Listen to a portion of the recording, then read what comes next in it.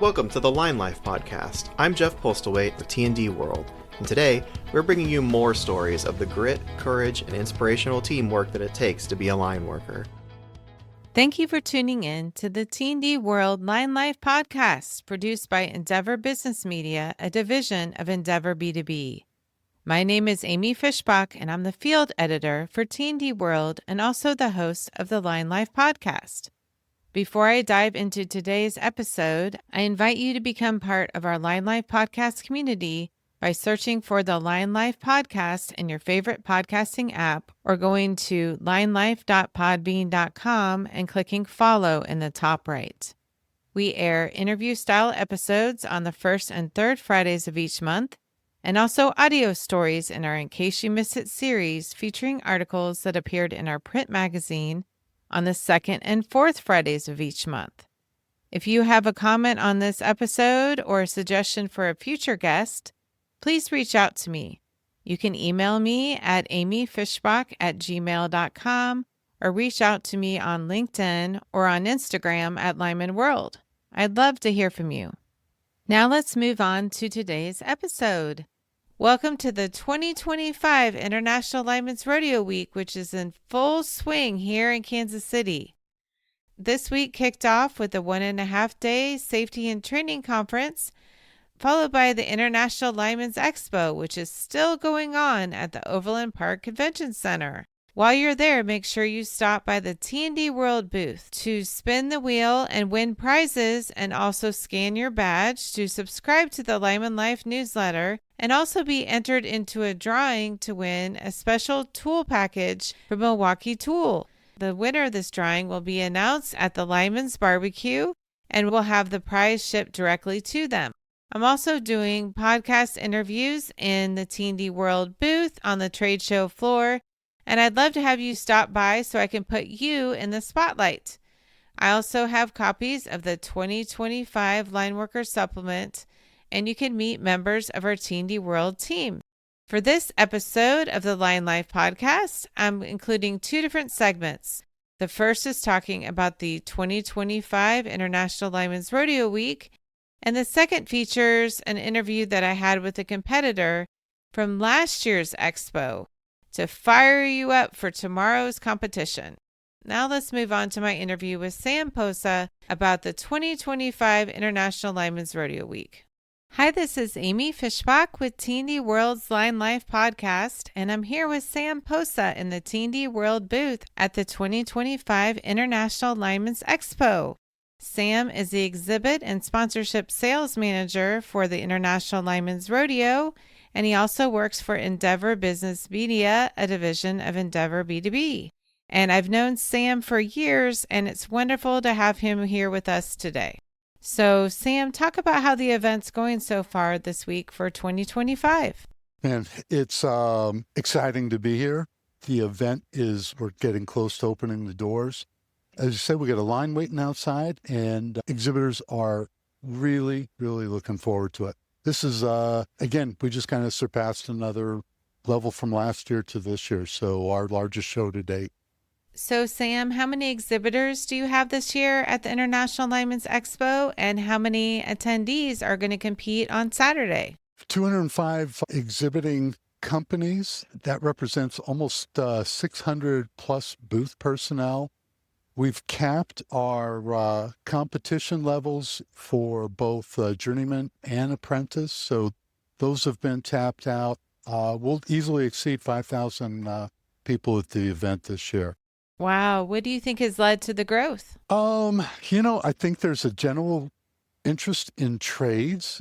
I think the line work is getting more recognized, and I think people that didn't know anything about it are now sort of realizing what these people do on a day-to-day basis. I know this year we've had a tremendous outreach on social media platforms, and, that too could have led to some of the growth that we're experiencing this year.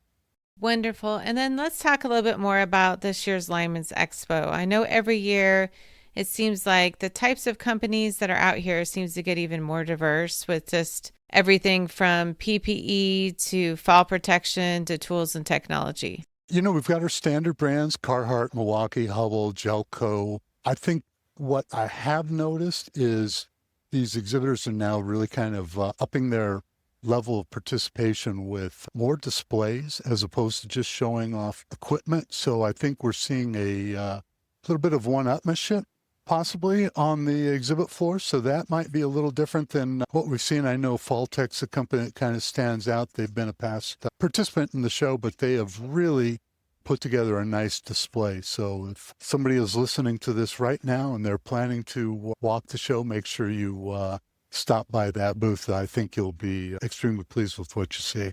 And then talk about some of the interactive things that the Lineman's Rodeo attendees and their families will find at this year's event. You know, there is so much. I mean, Hubble always does some things with some of their hot sticks. I know our group PLP does a wire wrap that a couple of years ago just sort of exploded on the internet, you know? Yes, I remember that clip went viral on T&D World's Instagram page, Lineman World.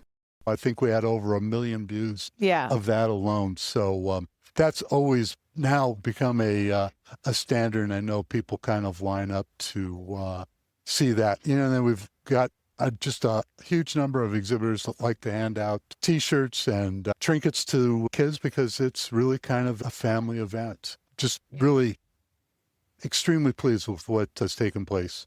So, Sam, talk a little bit more about the International Lineman's Rodeo Week being a family event. You know, it's become more and more apparent to me as I've kind of gone through the years now here being involved in the show. You know, what I think maybe stood out to me is I've gone to a couple of the safety conference sessions here, and the morning starts out with a prayer, and the prayer always talks about, you know, the brotherhood, and also talks about family. Yes. And returning these people back home. Yes. At night as they left in the morning. So I just see family as extremely important. These wives and families are extremely supportive of their husbands and spouses.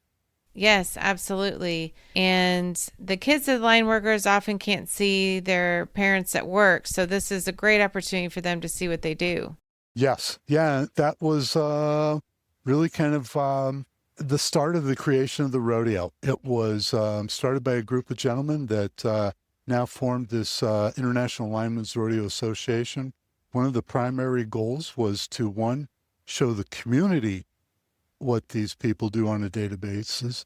And the other aspect was to show the families what these guys do, because they can kind of come home and talk about it. But I don't think there's an appreciation really until you see what they do on a day-to-day basis.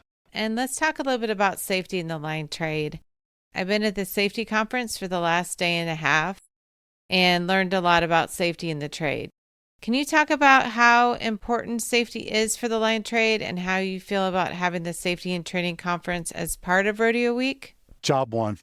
Right. It's how they start the day. You know, I think I some time ago had a chance to go out to AEP, and you know, we were having a meeting inside in the building at a conference table, and they started the meeting off with a safety lesson, if Sure. you will. Uh-huh. And I was like, you know, it starts inside, outside, Yes. and you know, it's foremost, I think, when these guys go out on a day-to-day basis, you know, they want to be cognizant of the person that they're working with for his safety, their safety. So it's, you know, they're just constantly thinking about it. Yes. And another big part of this trade, other than safety, is camaraderie. And for our Line Life podcast listeners who may not be aware, can you talk about what happens at the trade night and why this is such an important night for the line workers here at the rodeo? Yeah, it is a huge brotherhood. Mm-hmm. You know, like I said, I've had more people starting to ask about what takes place at the trade night. And I just tell them, hey, it's organized chaos. Yes. Or unorganized chaos. Yes. Because these guys like to trade shirts with other utilities, and it's just really an exchange, you know, and I think there's a lot that is built on that in the brotherhood where these guys are exchanging, you know, hats, T-shirts with one another, and, you know, somebody's got a hot shirt for the year they want to get that, so they're willing to make a trade for what they have for what the other person is giving away. It's a fun night. It's an overwhelming situation. If you go down, this takes place downstairs where our meetings are held throughout the week, and it is just elbow to elbow. Mm-hmm. There is no room to move. And then, that kind of breaks out a little bit because that sort of kicks off the barbecue that takes place later in the evening on Friday. Wonderful. Well, thank you so much for joining us today, Sam, for the Lion Life podcast. I really enjoyed talking to you. I appreciate you taking some time to spend with me, and we're looking forward to the doors opening up. And yeah, we're going to have a lot of line workers and their families in here very soon. Should be very exciting. And Sam, is there anything else that you want to say about the 2025 International Lineman's Rodeo Week? I want to just say, hey, thank you. I really feel privileged to work on this event. Thank you so much, Sam. All right. Take care. For our next segment, we're going to feature an interview that has not yet hit the airwaves that I had with a two-time apprentice champion last year at the 2024 International Lineman's Expo. Zachary Goff from Pedernales Electric Cooperative was featured in our Faces of the Future series, and he was at the International Lineman's Rodeo competing last year, and here is my interview with him. So Zachary, talk about how you feel about being out here for the 40th anniversary of the event. It's exciting. We put in a lot for it, so I'm glad to be out here again.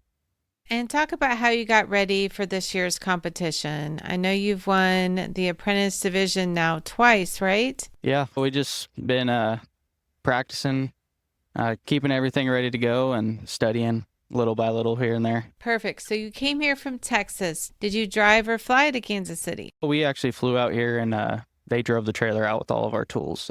So how many competitors are here from your company this year? We have 5 apprentices and 3 journeyman teams. That's great. And then here at the International Lineman's Expo, are there any special tools or technologies that you and the other crew members are looking for? Just seeing the new tools and all the shirts and different companies and kind of talking to everybody. And then talk about the trade night. Is that something that you're going to be able to go to this year? Yeah, no, that's probably one of my favorite things to do. Yes, it's so much fun. And do you guys have a team shirt this year that you're trading? Yeah, we do. I think it's got the Texas flag, and it says for all the fallen linemen that we've had in Texas the past few years. So, yeah, that's really neat. That's really great that you're doing that. And Zach, do you want to give a shout out to anyone on the podcast? Oh, just everybody I worked with that got me this far, all the journeymen and supervisors. So, and this is your last year as an apprentice. How do you feel about topping out as a journeyman? I'm excited. I actually take my test right when I get back from here. So, oh, you do? Yeah, 2 weeks after I get back, I take it. So, how will your role change when you go from an apprentice to a journeyman? Just a lot more weight on my shoulders. Yeah. Kind of the same job duties, but just more weight on my shoulders. I'll be doing distribution, but right now I'm on a service truck. So, just doing that. And then I think at the end of the year, I'll be going to a maintenance department. Right now I'm with a 2-man crew, but at the end of this year, I'll be with the 6-man crew. And during your career so far, have you had the opportunity to work on many storms in your area? And how did that feel for you? Not the big storms that came in, just little storms in our area. It's probably my favorite part of the job. I really enjoy it, seeing, advancing my skills and then getting power back on to everybody else. So wonderful. And then what do you see in the future for the line trade or for your career? I think it's going to grow. With all the electric driven everything is, I think this trade's going to get huge and see a lot of young kids that are coming in that have a lot of desire for it. So it's exciting. Thank you so much for joining me for the Line Life podcast. All right. Thank you. Again, if you're going to be at the International Lineman's Expo, October 17th, make sure that you stop by the T&D World booth, and I'd love to do an interview with you for the Line Life podcast. Thank you so much, and I look forward to seeing you on the rodeo grounds and featuring more interviews celebrating the line trade for the Line Life podcast. Thank you for listening to this episode of the Line Life podcast produced by Endeavor Business Media, a division of Endeavor B2B. Be sure to subscribe or follow the Line Life podcast in your favorite podcasting app so new episodes will be delivered straight to you. For more insights, you can visit our website at tdworld.com/podcasts or linelife.podbean.com. You can also connect with us by following us on Instagram at Lineman World or on Facebook, LinkedIn, or X. Thank you so much for listening to this episode of the Line Life Podcast.